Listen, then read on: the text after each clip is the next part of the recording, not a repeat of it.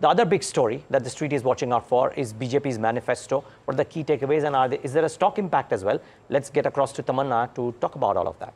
All right, we went through the entire manifesto and have sifted out the top 10 takeaways, also on the basis of more than just broad blue sky promises, things which will have actual impact monetarily. So, for example, the free ration scheme will now be extended for another 5 years. This is 80 crore plus Indians who get this. Remember, Prime Minister had first mentioned this during the Chhattisgarh rallies last year, but the cost is about 2 lakh crores per year, and that will now be extended. I found this interesting. Senior citizens of over 70 years will be included in the free health insurance scheme, and this is no matter what income class they are from. Could be positive for some insurance plays as well.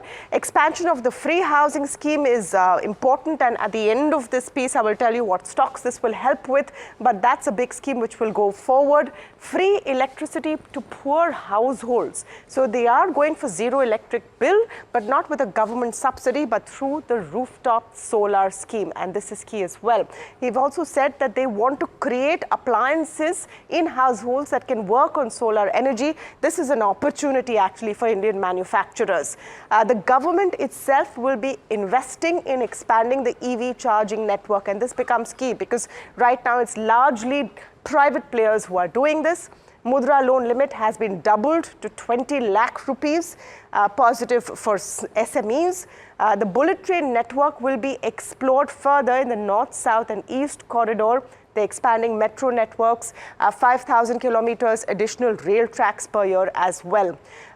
In terms of political kind of ideas, implementing uniform civil code becomes a priority. They've said this before. If they come back to power with enough numbers, this will possibly happen, and making one nation, one election a reality as well. Now, what is the stock impact that you can look at? And I'll just quickly pull that up. There's a Phillips Capital view today. They expect the economy to be at $6.7 trillion and the Nifty at 40,000 by 2030. That's the first line that sort of caught my eye.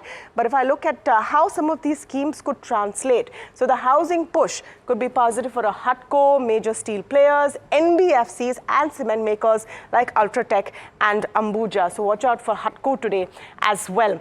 In terms of other schemes, the railway push will help steel players. Those names on your screen: JTL, Hitech, Surya, APL, Apollos. Of course, your other rail plays also continue in that nod. The EV push helps at Tata Motors. In terms of the auto anch players, Motherson and a Sona BLW also come into play. And then the e-bus service, they're going to expand that. I would say an Electra Green Tech really benefits Ashok Leyland, Tata Motors and the JBM Group. Of course, many, many more. It's a big, broad list. And the push for becoming pharmacy of the world helps some of these CDMO plays as well. Ami Organics, Suvain, Divi's and Syngene. Just, so this is some of the stock impact you could see, but I think more of it is going to be sentimentally that is there a clear enough vision for a possible third term of the Modi government?